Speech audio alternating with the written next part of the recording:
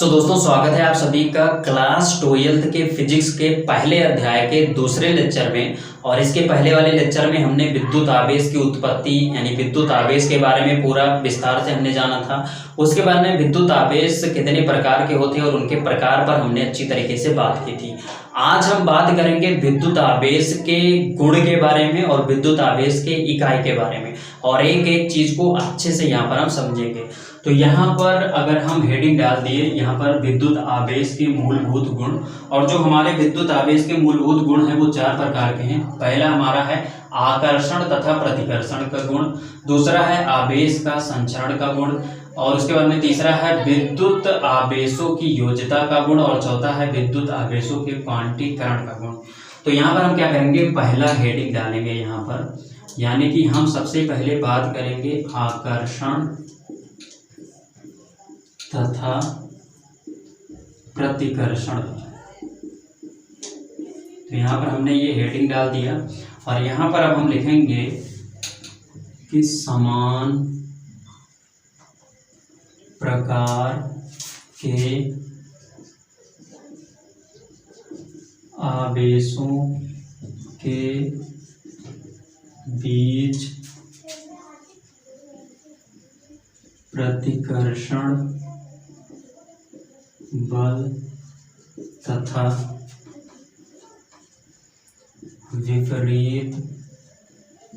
विपरीत प्रकार के आवेशों के बीच आकर्षण बल कार्य करता है। यहाँ पर हमने लिखा कि समान प्रकार के आवेशों के बीच प्रतिकर्षण बल तथा विपरीत प्रकार के आवेशों के बीच आकर्षण बल कार्य करता है। कहने का मतलब क्या है कि मान लेते हैं कि ये एक पदार्थ है और ये एक पदार्थ है, ये दो पदार्थ हैं। अगर ये जो पहला पदार्थ है ये धन आवेशित है और दूसरा जो पदार्थ है ये भी धन आवेशित है, तो ये दोनों जो हमारे पदार्थ हैं ये दोनों क्या है, समान प्रकार के आवेशित पदार्थ हैं, यानी समान प्रकार के आवेश हैं। और जब समान प्रकार के आवेश होते हैं तो यहाँ पर हमने क्या लगाया, इनके बीच में प्रतिकर्षण बल लगता है। तो ये क्या करेंगे, एक दूसरे को दूर ढकेलेंगे, यानी कि इनके बीच में प्रतिकर्षण बल लगेगा, ये एक दूसरे को दूर हटाएंगे।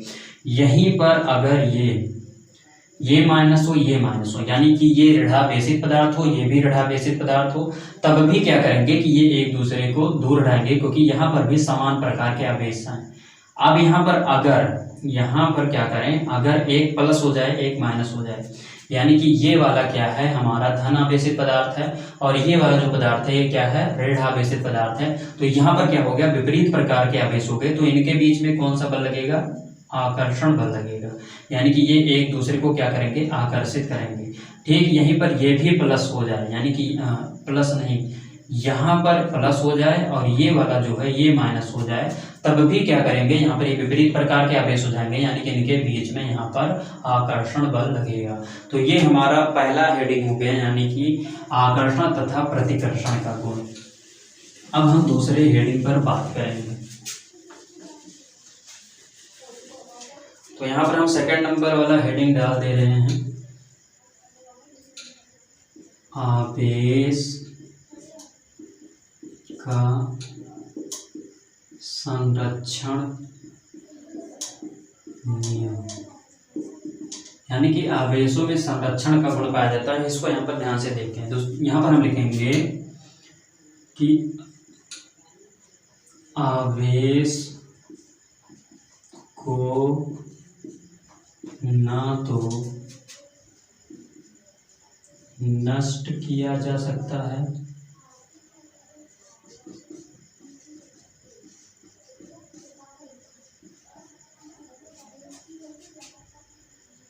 तथा और ना ही उत्पन्न किया जा सकता है। इसे केवल एक पदार्थ से दूसरे पदार्थ में स्थानांतरित किया जा सकता है। कहने का मतलब क्या है कि जो आवेश का संरक्षण नियम है ये क्या बताता है कि आवेश को ना तो उत्पन्न किया जा सकता है और ना ही नष्ट किया जा सकता है। आवेश को केवल एक वस्तु से यानी कि एक पदार्थ से दूसरे पदार्थ में स्थानांतरित किया जा सकता है। इस चीज को यहाँ पर समझते हैं दोस्तों। क्या है कि मान लीजिए कि ये एक वस्तु है या ये किसी भी पदार्थ का एक परमाणु है। ये एक किसी पदार्थ का परमाणु है। परमाणु के बीच में नाभिक होता है। नाभिक में हमारे प्लस चार्ज होते हैं। बाहरी कक्षक में हमारे इलेक्ट्रॉन होते हैं जिन पर माइनस चार्ज होता है। ये दोस्तों क्या होता है कि आवेश, जैसे कि हमारे दो पदार्थ हैं, दोनों पदार्थ क्या हैं, ये दोनों पदार्थ के ये परमाणु हैं। तो ये जो हमारा परमाणु होता है ये हमेशा उदासीन होता है। और जब ये उदासीन होता है, उदासीन का मतलब क्या हुआ कि इसका जो नाभिक है, नाभिक में हमारे पाए जाते हैं प्रोटॉन और न्यूट्रॉन। प्रोटॉन धन आवेशित होता है, न्यूट्रॉन पर कोई चार्ज नहीं होता। और जो बाहरी कक्षक में हमारे होते हैं वो इलेक्ट्रॉन होते हैं और इलेक्ट्रॉन ऋण आवेशित होता है। तो यहाँ पर क्या है कि जितने संख्या हमारे इस नाभिक में प्रोटॉन का होगा यानी कि प्लस चार्ज के होंगे, उतने संख्या हमारा ये जो बाहरी कक्षक में इलेक्ट्रॉन है उसकी होगी। तो ये दोनों हमारे जो परमाणु हैं ये अभी उदासीन है। अब इन दोनों परमाणुओं को अगर घर्षण कराया जाए तो घर्षण के दौरान क्या होगा, या तो ये एक इलेक्ट्रॉन इसको दे देगा। तो एक इलेक्ट्रॉन अगर इसको ये दे देता है तो यहाँ पर क्या होगा, एक इलेक्ट्रॉन की कमी हो जाएगी। और जब इसके अंदर एक इलेक्ट्रॉन की कमी हो गई तो चूंकि यहाँ पर नाभिक से तो हमारा कोई धनायन निकला नहीं, केवल यहाँ से एक इलेक्ट्रॉन निकला, यानी कि इलेक्ट्रॉन की कमी हो गई। तो यहाँ पर क्या हुआ, यहाँ पर धनायन की अधिकता हो गया, अर्थात यहाँ पर क्या हो गया, धन चार्ज हो गया। और यहाँ पर अगर इलेक्ट्रॉन आ गया तो यहाँ पर जब इलेक्ट्रॉन आ गया तो ये हमारा पहले से क्या था, उदासीन था, लेकिन यहाँ एक इलेक्ट्रॉन घुस जाने के कारण क्या हुआ, इसमें जो इलेक्ट्रॉन की संख्या वो ज़्यादा हो गई, यानी कि ऋण चार्ज की संख्या ज़्यादा हो गई, अर्थात ये जो परमाणु था ये हमारा ऋणावेशित हो गया। तो यहाँ पर क्या है कि हम अगर जो आवेश होता है उसको एक वस्तु से दूसरे वस्तु में ट्रांसफर कर सकते हैं, लेकिन इस चीज को नष्ट नहीं किया जा सकता। ये इलेक्ट्रॉन नष्ट नहीं होते हैं। ये इलेक्ट्रॉन एक वस्तु से दूसरे वस्तु में चले जाएंगे, एक परमाणु से दूसरे परमाणु में चले जाएंगे, दूसरे परमाणु से पहले परमाणु में चले जाएंगे, लेकिन ये नष्ट नहीं होते हैं। तो ये चीज बताती है हमारी आवेश का संरक्षण का नियम। तो ये चीज हमारा हो गया दूसरा पॉइंट। अब हम बात करेंगे अपने तीसरे पॉइंट पर। तीसरे पॉइंट पर यहाँ पर हम बात करते हैं। तीसरा पॉइंट हमारा क्या है, तीसरा पॉइंट है विद्युत आवेश की योज्यता। विद्युत आवेश की योज्यता, इस चीज को समझते हैं। यहां पर हम लिखेंगे किसी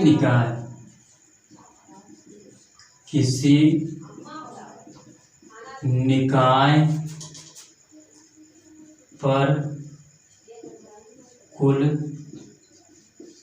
आवेश उस निकाय के अवयवी कणों पर आवेश के योग, आवेश के बीजगणितीय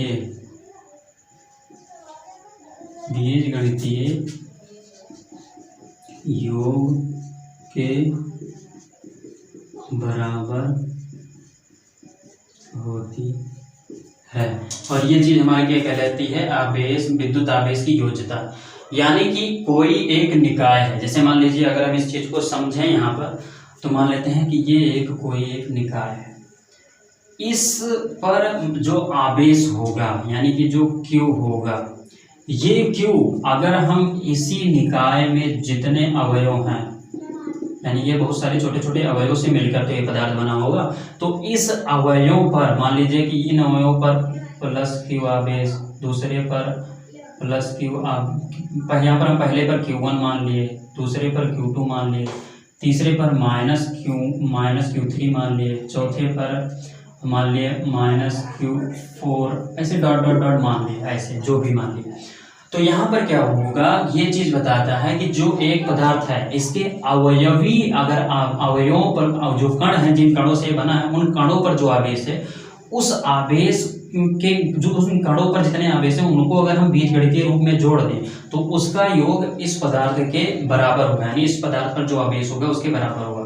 यानी कि Q बराबर हम क्या लिख सकते हैं, प्लस Q1 प्लस Q2, यहाँ पर माइनस हो जाएगा, माइनस Q3 माइनस Q4, फिर इसे डॉट डॉट डॉट। यानी कि क्या होगा कि ये जो हमारा पदार्थ है इस पर जो आवेश है पूरे पदार्थ पर, ये आवेश इस पदार्थ के जो ये पदार्थ है ये छोटे छोटे कणों से मिलकर बना होगा, छोटे छोटे अवयवों से मिलकर बना होगा। तो उन कणों पर जो आवेश हैं, उन कणों के आवेश को अगर हम बीजगणितीय रूप में जोड़ दें तो ये पूरे जो हमारा पदार्थ है इस पदार्थ के आवेश के बराबर हो जाएगा। तो यही चीज हमारी होती है विद्युत आवेश की योज्यता। तो ये हमारा हो गया तीसरा गुण। अब हम बात करेंगे अपने चौथे गुण के बारे में। तो यहाँ पर हम मिटा देते हैं और चौथे नंबर पर हम हेडिंग डालते हैं अपना। चौथा नंबर हमारा क्या है, आवेशों का क्वांटीकरण। यानी कि अब हम बात करेंगे आवेशों के क्वांटीकरण के गुण के बारे में। तो आवेशों का क्वांटीकरण क्या होता है, देखो यहाँ पर विद्युत आवेश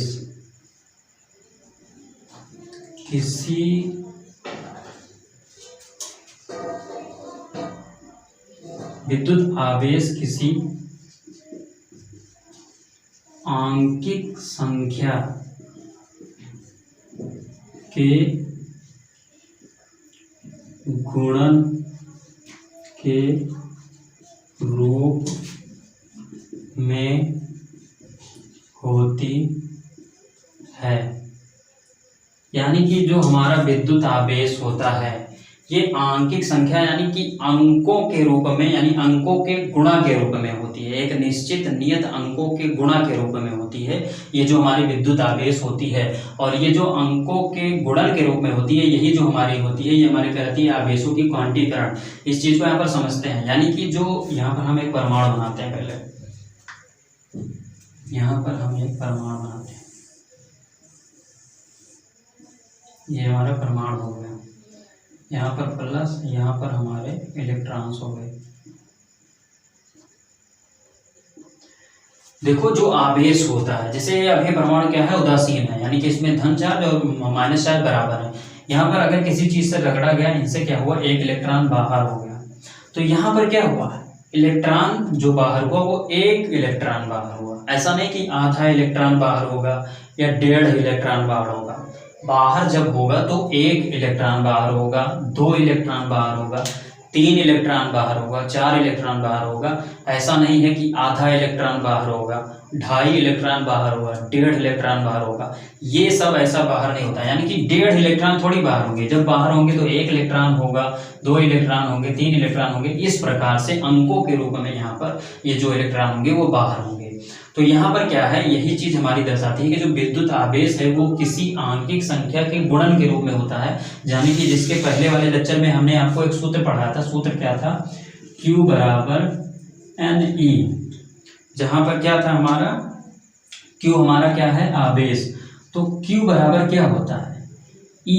यहाँ पर N जो होता है, N क्या है, आंकिक संख्या है। यानी कि यहाँ पर जो N का मान हुआ वो 1 होगा या 2 होगा या 3 होगा या 4 होगा।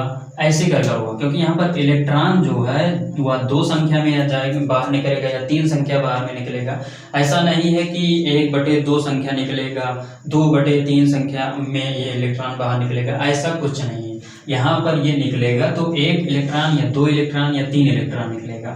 तो ये चीज़ हमारी दर्शाती है इस आवेशों के क्वांटीकरण को, यही चीज़ हमारी कहलाती है। यहाँ पर अगर ई की बात करें तो ई हमारा इलेक्ट्रॉन है, इस पर हमने बताया था 1.6 × 10⁻⁻19 कूलम हमारा आवेश होता है। तो ये निश्चित होता है, इस चीज़ को याद करने को हमने कहा था कि ई का मान आप याद कर लीजिए 1.6 × 10⁻⁻19। तो ई का मान निश्चित नियत रहता है, क्यू का मान जो होता है वो बराबर होता है एन ई के, और यन का जो मान होगा वो आंकिक मान होगा, यानी कि 1 2 3 4 5 इस प्रकार से कर होगा। ऐसा नहीं कि आधा हो या 1.5 हो या 2 हो या 2.5 हो 3.5 हो, इस प्रकार से नहीं होगा। तो ये चीज़ हमारा दर्शाता है आवेश का क्वांटीकरण।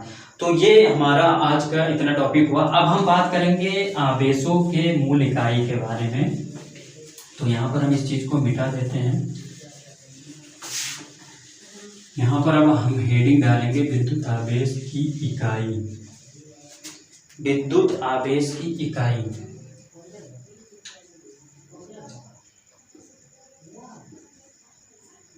विद्युत आवेश की इकाई, ये हमने हेडिंग डाल दिया। विद्युत आवेश का जो मात्रक होता है वो क्या होता है? विद्युत आवेश का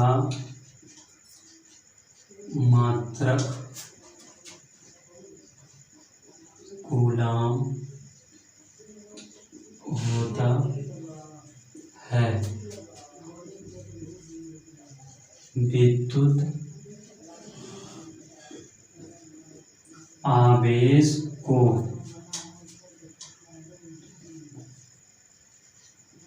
विद्युत धारा के द्वारा परिभाषित किया जा सकता है। यानी कि जो विद्युत आवेश है उसका जो मूल इकाई यानी कि जो मूल मात्रक होता है कूलम, और विद्युत आवेश को विद्युत धारा की सहायता से परिभाषित किया जा सकता है। यानी कि विद्युत धारा की जो परिभाषा होती है वो क्या होती है? आवेश के प्रवाह की दर को विद्युत धारा कहते हैं। ये किसकी परिभाषा है? विद्युत धारा की। तो ये चीज आप नोट कर लीजिए, विद्युत धारा की परिभाषा कहीं पर आती है तो आप क्या लिखेंगे? आवेश प्रवाह की दर को विद्युत धारा कहते हैं। यानी कि यहाँ से हम लिख सकते हैं विद्युत धारा